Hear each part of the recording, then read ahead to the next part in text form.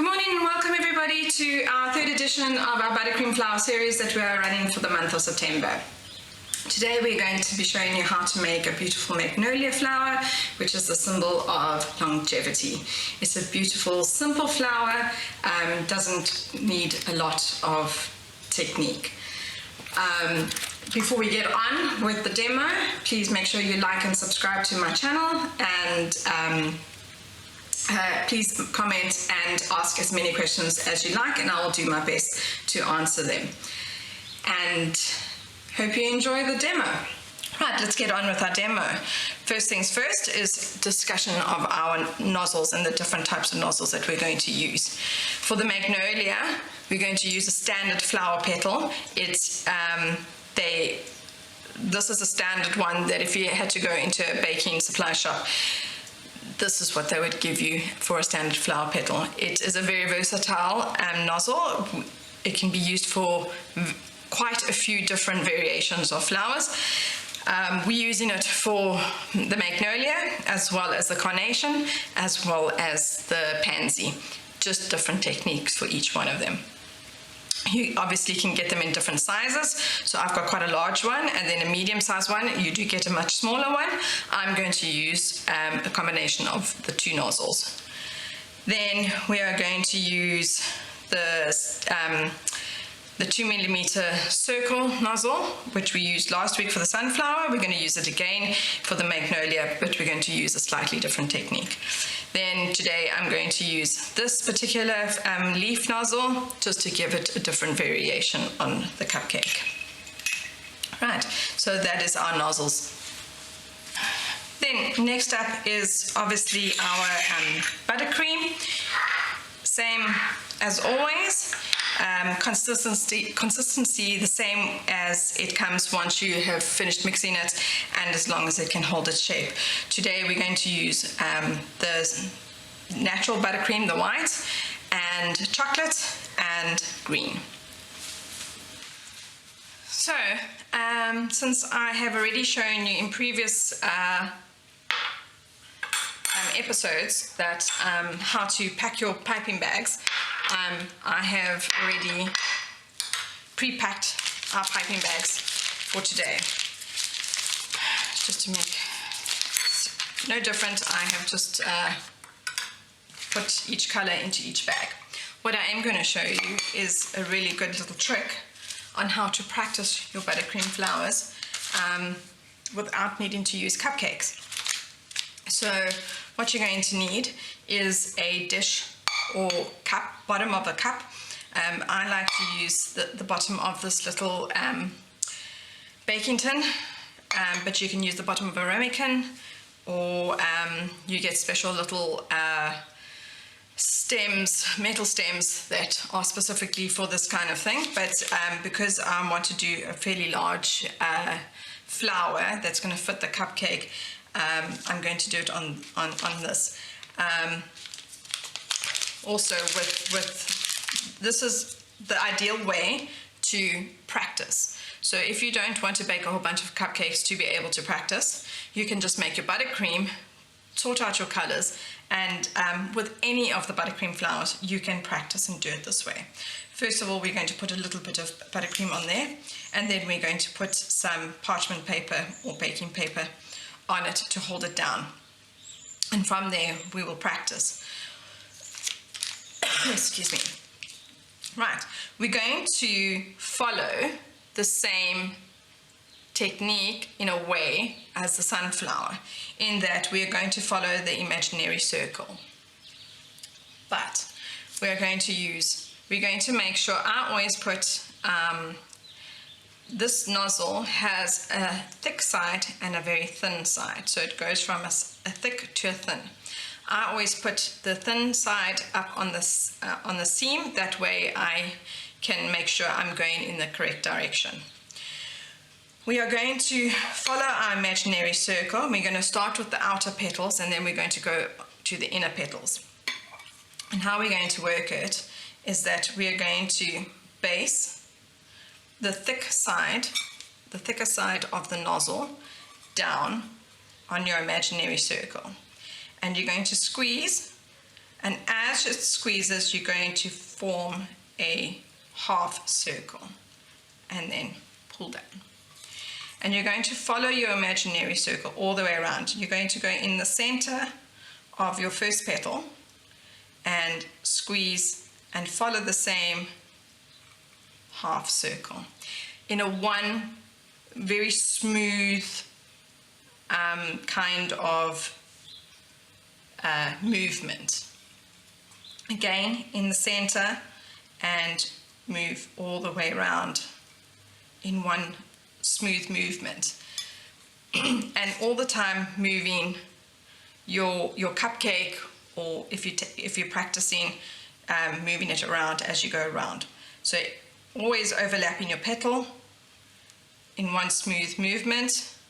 As you can see, the edges look very thin and frilly, and that is because of the very thin part of the nozzle, the thin end.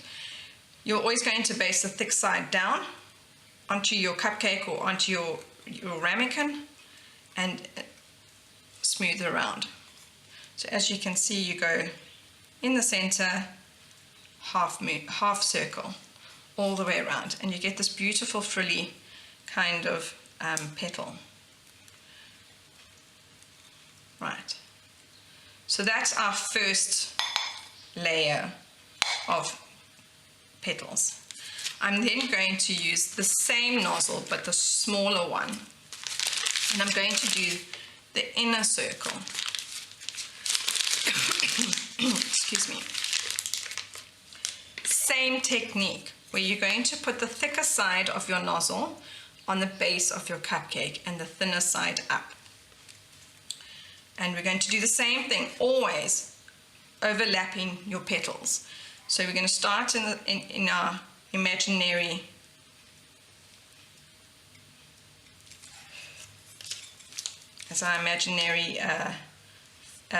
circle, and we're going to keep going on. Same technique.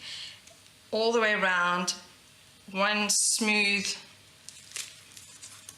circle, half a circle, overlapping your petals to get your, so there we have our outer petals and our inner petals. And then we will then take our, so just you're going to do same technique for the outer petals and the inner petals. Outer petals, one smooth movement in a half circle, thick part of your nozzle basing on your cupcake, and then you'll do the exact same thing, following all the way around with a smaller nozzle for the center petals. Then we're going to take our little nozzle, our round nozzle, and we're going to, same as last week, where we're going to squeeze and form a little ball in the center, but then we're going to squeeze, so we're going to squeeze it, and we're going to pull it up, and we're going to keep squeezing so that you get this, I'm going to show it from the side, so that you can get this long stem. And you're going to do 3 of them, because if you've ever looked at a flower, it's always in odd numbers.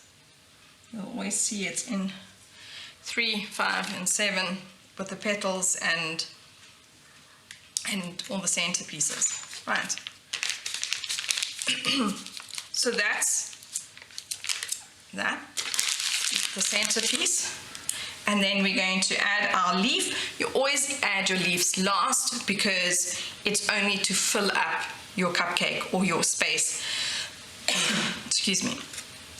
So you're going to go underneath, you're going to put your nozzle underneath, and you're going to do that shaky to get your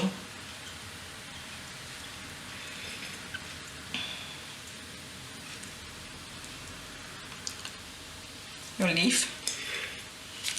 That is a very different nozzle, leaf nozzle.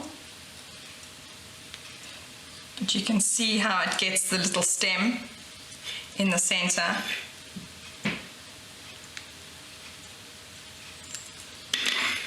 and you can go all the way around. You don't have to use this kind of leaf nozzle. I'm just testing it out for today, so I wanted to see how it would work.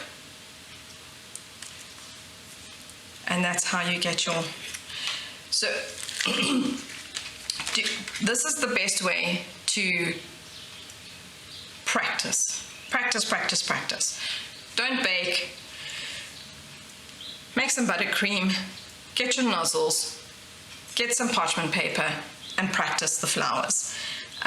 It's the best way to actually practice. And then that way you don't waste cupcakes or anything like that. These flowers, so you can make these, say you wanted to make a whole bunch of these flowers for on a cake, but you didn't want to actually do them directly onto the cake, because it can be quite difficult. So what you can do is you can do it like this, and then you can actually wait for these to dry. So give it a day or two to dry, and you'll be able to peel the base, this parchment paper off, and you'll be able to then place your buttercream flowers onto your cake. Or if you didn't have the time for it to dry, you can actually, it takes practice, you can lift it off this parchment paper with a spatula and place it onto your cake directly. But that really does take practice, lifting it off without destroying your flour. For me, the best way is to leave it to dry for a few days. They dry pretty hard, and you can then pull the base off, the parchment paper off, and then you can place them onto your cake. Right, yeah, so all we're going to add, I'm not going to put any pearls or anything exciting on it because it is a very pretty little simple flower as it is, but I'm just going to add some glitter, which, as you can see, as always, glitter always spruces things up and definitely glamours up the cupcake. I hope you have enjoyed this week's demo, and that you join me for next week's demo for the carnation.